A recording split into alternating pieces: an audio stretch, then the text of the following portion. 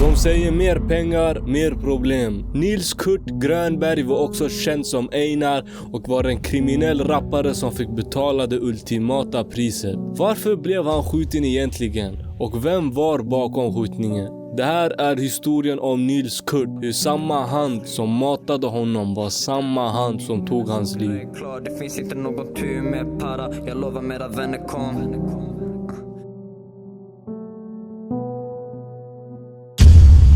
Nils var en problematisk barn redan som liten. Han brukar säga att det var väldigt mycket utanförskap när han växte upp och han var en del av många busigheter. Han kunde inte fokusera på skolan och detta ledde till att han istället alltid letade efter spänning i sitt område istället för att fokusera på sina studier. Nils talang visade redan som väldigt ung. Nils började rappa redan när han var 6 år gammal. Han skrev enkla visor men det var ändå mycket för en 6-åring och visade en viss skicklighet som många rappare inte har idag, men som han hade redan vid 6-årsåldern. Kolla på de andra paren, de är inte samma som du och jag. Bonnie Clyde. Yeah, som du och jag skulle kunna bli. Du är det ljusa i mitt liv och jag snackar lite skit, baby, ge mig en chans. Nils var en ung stjärna. Tack vare hans mamma Lena Nilsson som var en skådespelare så fick Nils vara med i en film som heter Nobel Testamente. Där Nils som 10-årig fick spela rollen som Benjamin. Den här rollen visade sig passa rätt så bra för Einar, då han var precis lika stor skitunge som i filmen som han var i verkligheten. Enligt hans mamma då. Ja men vad fan? Du, vad håller du på med? Lägg av med det där. Vad? Du, jag ska säga dig en sak. Att om du någon enda gång gör något mot Kalle igen, då slår jag ihjäl dig. Redan som 10-åring var han inte rädd för att få uppmärksamheten på sig och var van att få ögon på sig redan vid den åldern. Detta var varför Nils var så oblyg som han var och vågade göra det han ville, även om det fanns mycket hatare i början. Han älskade liksom uppmärksamheten. De äldre grabbarna gillade Nils och hypade upp honom. Såklart fanns det hatare, men Nils var omtyckt i hans ord. Allt detta ledde till att Nils redan som 12-13-årig släppte sin första låt. Det var segt i början och han blowade absolut inte direkt, men Nils slipade på sin talang i 3 år och blev bättre med tiden. Det är bara fakta som jag nämner i min låt. Aina de vill se mig göra till som Tekashi. Fota mig ifrån en tonad bil, paparazzi. De vill inte se mig i plain och Versace, men jag står kvar i takten med Hamko och Mariachi. Ni hörde vad jag sa, vi är bröder, inget lag. Inte i döden we go hard, i förhöret ingen sa något. Nils ville ta musiken på allvar och han släppte sina låtar under artistnamnet Einar. När Einar var liten så enligt honom så var han mycket ute och spenderade mycket tid i Dalens centrum. Här fick han kriminella kontakter och blev vilseledd av grabbarna där. Einars omgivning fick Einar att köra, även fast Einar redan hade en skådespelarkarriär som han kunde bedriva och som hade potential. Men grabbarna han umgicks med tyckte att han skulle köra med musiken istället och fortsätta med sin gangsterpersona. Ingen är ser, ingen är vet. Sluta vara stel, baby gå ner. Hämta din vän, lak vi kan vara 3.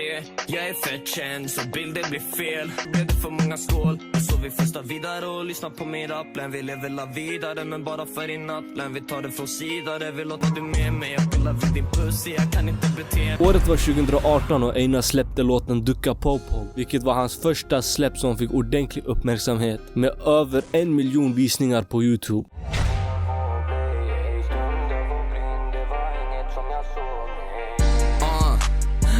Dyker upp i V90 testar så att du blir helt gittig.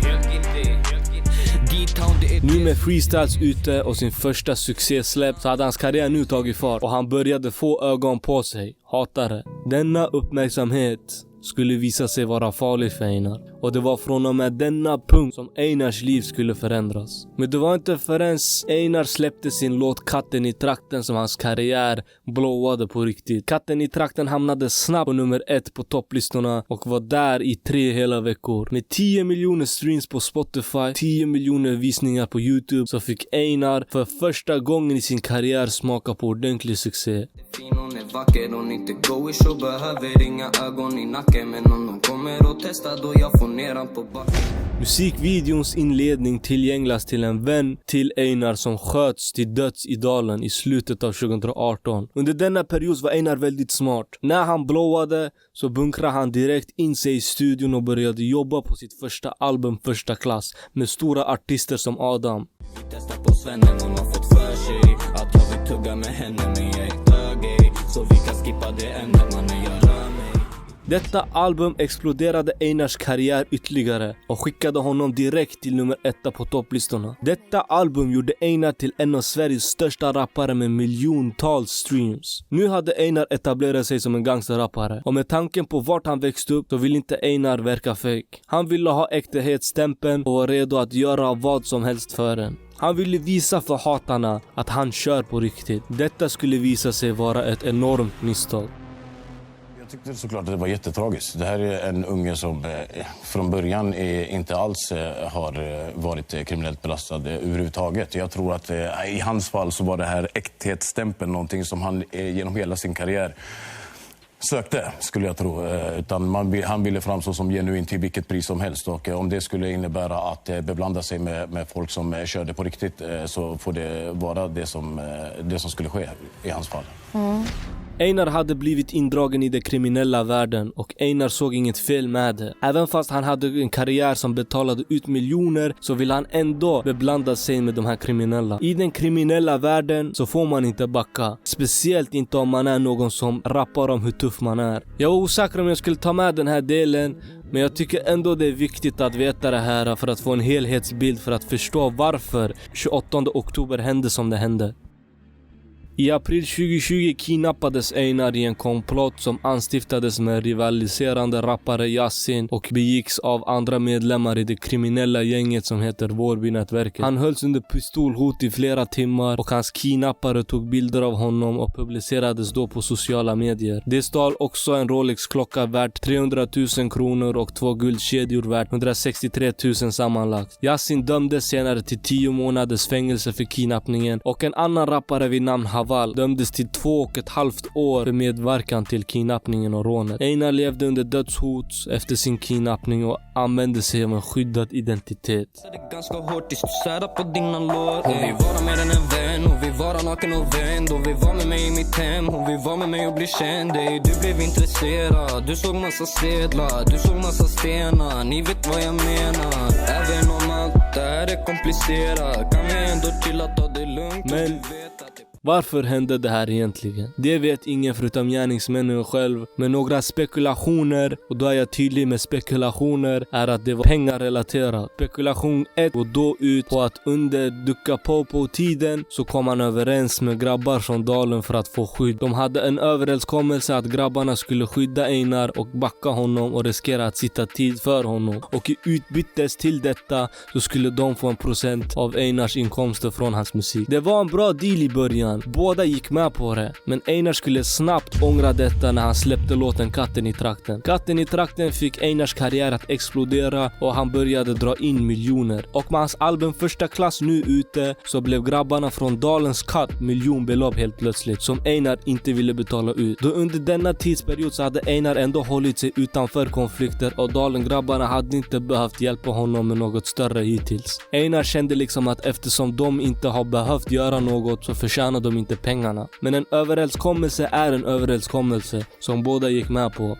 Och Einar hade nu brytit den. Denna teori menar då att grabbarna från Dalen som skulle skydda honom var de som sätta upp honom för att bli kidnappad. Som en skrämseltaktik för att Einar ska bli rädd och anställa dem igen och så de ska få sina pengar. Och personerna grabbarna från Dalen må ha anställt var grabbarna från Vårbynätverket som senare blev dömda för detta. De som låg bakom det var folk från Vårbynätverket enligt polisuppgifter och några av gripande gärningsmännen är en gangsterrappare vid namn Yasin och Haval. De båda nekar till detta och säger att de inte haft något med detta att göra. Men hur som helst utifrån denna spekulation är oklart varför de här två rapparna gjorde det och var delaktig i det. Jag tog med denna spekulation för enligt mig så var det den mest logiska jag kunde hitta. Och efter allt detta så hade Einar det här att säga.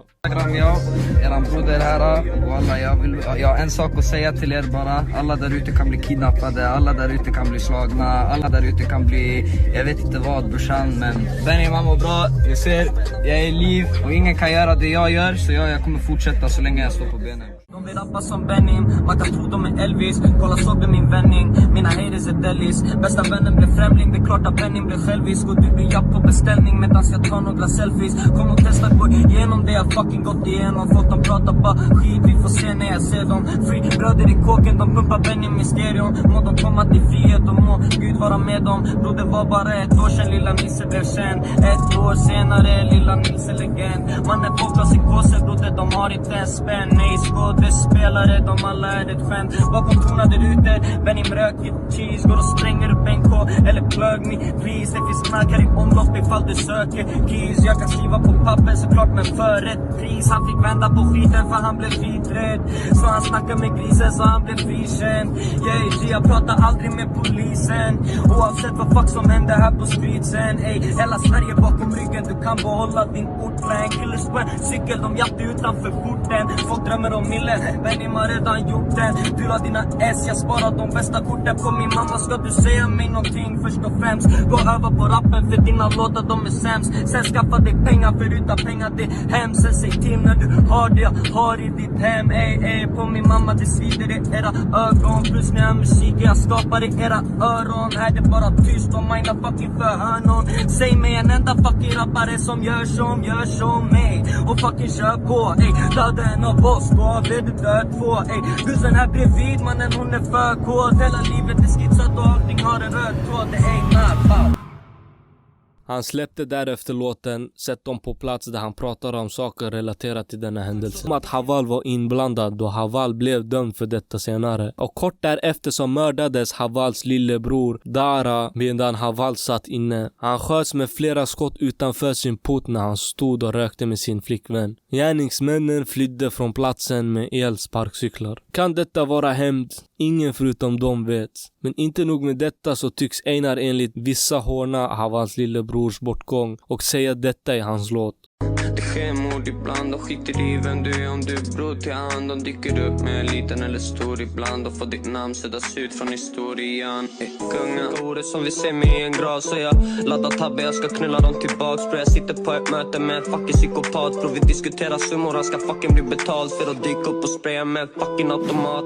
Under tidsperioden så släppte Einar massa musik med album som nummer 1, Welcome to Sweden och Ung med extra energi. Och låg mer eller mindre nummer 1 på topplistorna till och från. Musikvis så gick det otroligt bra och hans företag drog in 10 miljontals. På vägen till toppen så hamnade även Einar i en offentlig beef med en annan gangsterrappare vid namn MPL. MPL och Einar började som vänner, de backade varandra och umgicks ofta. MPL började dock bygga upp ett hat mot några av Einars vänner och efter mycket tjafs mellan MPL och Einars vänner så blev det enligt Einar MPL sur på Einar då han kände att Einar inte backade MPL i dessa bråk. Efter lite fram och tillbaka så konfronterade de varandra och en konflikt mellan de här två hände. Exakt vad som hände vet man inte då båda säger helt olika saker, men konflikten var stor nog för MPL att komma tillbaka med en diss track som låter som följande. Min mamma du är misslyckat fall.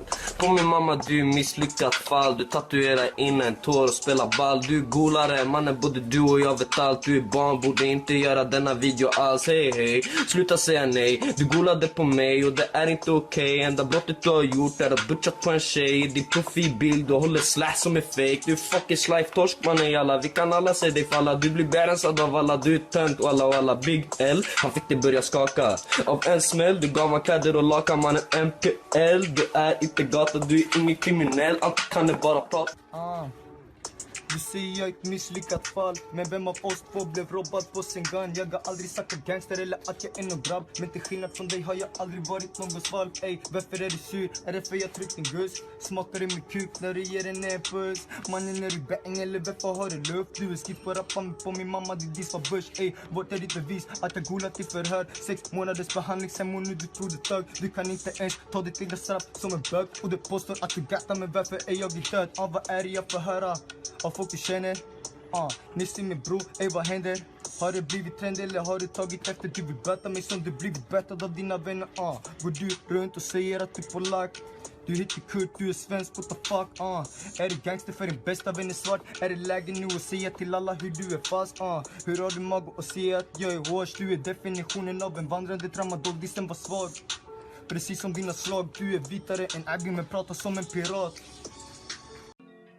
Din fucking idiot, Afrikaya Baz, din syster. By the way, grabbarna är utanför dig just nu och trycker så. Säg till din familj att hålla sig inne, för den vi får tag på jag svär försvinner. Och kom du ihåg jag åt dig som dinner. Du gav mig 30 000, klart att du brinner. Och by the way broder, imorgon jag rymmer. Jag svär när jag slog dig, det var bara syndre. Du sa till mig sluta, jag ber dig, du vinner. Och när jag tappar fast jag skär upp din kibre. Kackan slog sönder dig bror, jag var där. Efter din video, din skalle är värd. Vi skjuter, vi slåss och vi skär. Mannen du vet ingenting om det där. Det enda du kan är att dra upp din Abby. Vi barnen hade trekant med din Gary. Det är tråkigt att det var just hon du blev kär i. Du tror att det här är någon fucking rap-tävling. Mannen jag skiter i dig och din rap. Mannen du inte ens värd att bli wack. Mannen du ställde dig nyss i min väg och det kommer bli smoke som rutten i min bag. Du fick av kacka, Andres slog dig och du backa. När jag slog dig du blev fuckad och Big L han gav dig sparkar. Du la fucking upp din video bara för att du var knarkad. Varför öppnar du ej dörren när Rude Boy är där och knackar, You don't come outside. Efter allt detta så säger Einar att han ville möta MPL face to face, men det blev riktigt aldrig av. Och beefet rann ut i sanden. Vem tyckte ni personligen vann?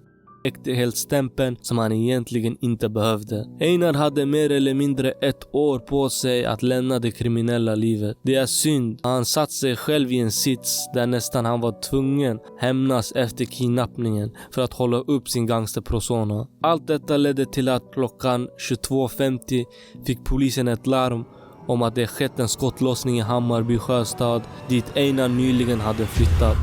Tidiga fredagsmorgon där många har vaknat upp till beskedet om att rapartisten Einar är död. Ett ungt liv som släcks och jag har förstått att han har betytt mycket för många unga människor. En mamma som förlorar sin son och tvingas begrava alldeles för tidigt, så det är en tragedi just nu.